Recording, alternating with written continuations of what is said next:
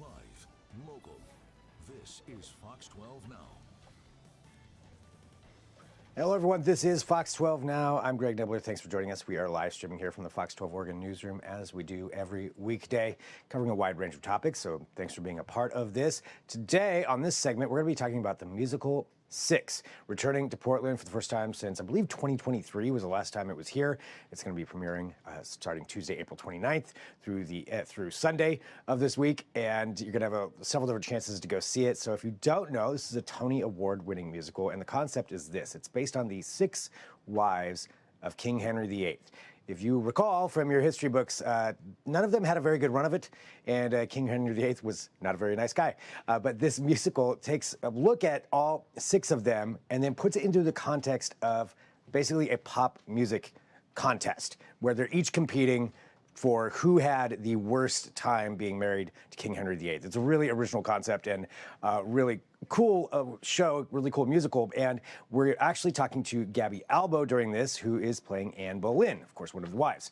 And Gaby joins us to just talk about her history and how she got into musicals, and then also talking about the show itself. So let's jump right into it. Gaby, thank you for having some time to talk to us today. Really excited to talk about the role, talk about the musical, and of course, it's going to be here in Portland where people can go check it out. But I want to talk about Gaby. So how did you get in this? How did you know that this was the career path that you wanted to be on? Ooh, that's a long story, a long answer, but I'll try to keep it fast. Well, I'm from Mexico City, born and raised, and I was actually a very shy child, so I would never imagine myself ending doing this.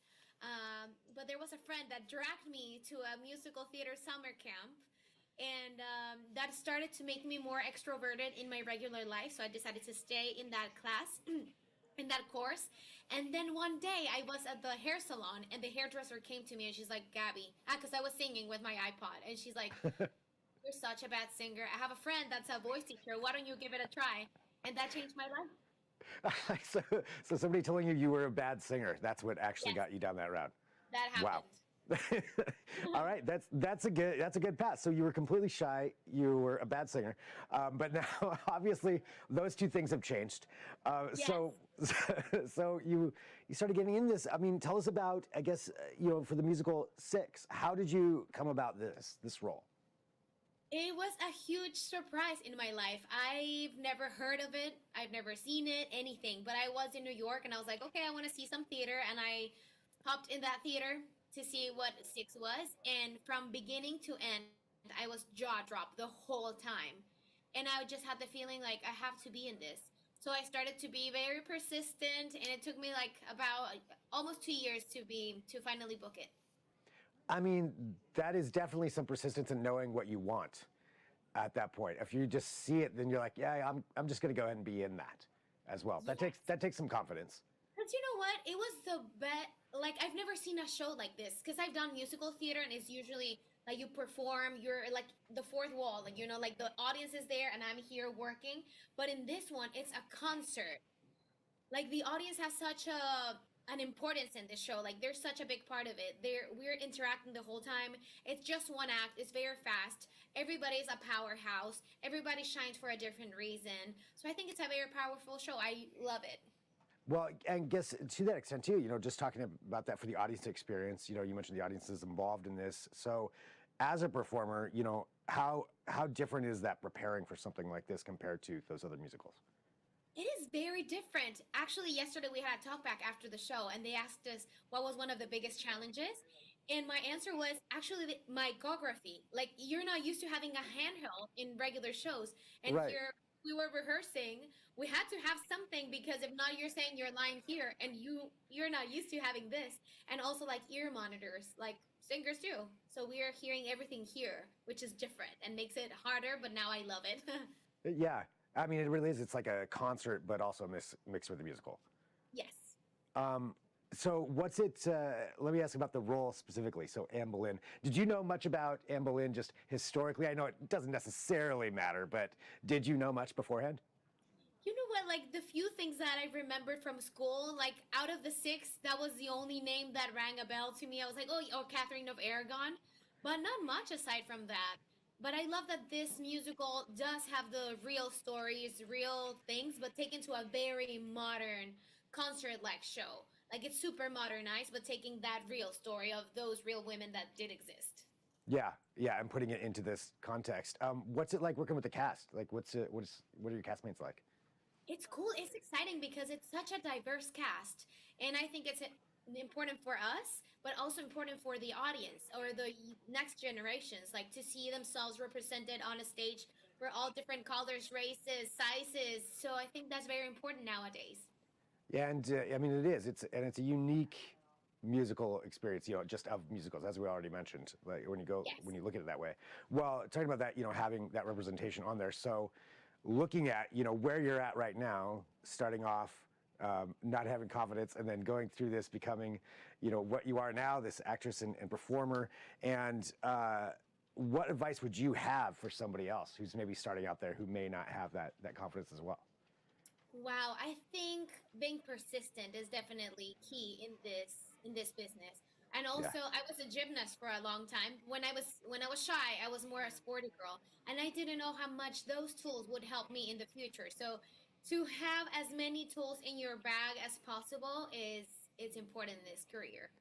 Yeah. So taking all those experiences as they come and putting them all in there. Yes. And also like wellness in general. Like people usually say wellness, oh, I'm going to work out. And yes, it is important. We just took a class, a couple of us, at 8 a.m. in the morning, the yoga, but yes, the mindfulness, the meditation, what you eat, what you listen to, who you hang out with, like taking care of your energy. I think it's very important in this business as well.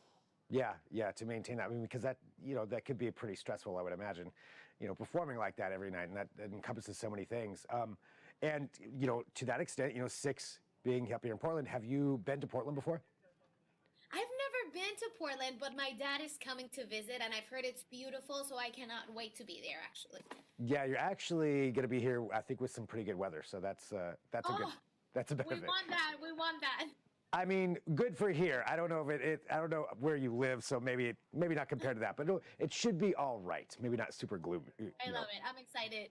Gloomy. Nice. Do you ever get time to like take a break when you're touring like this? When you're going from town to town?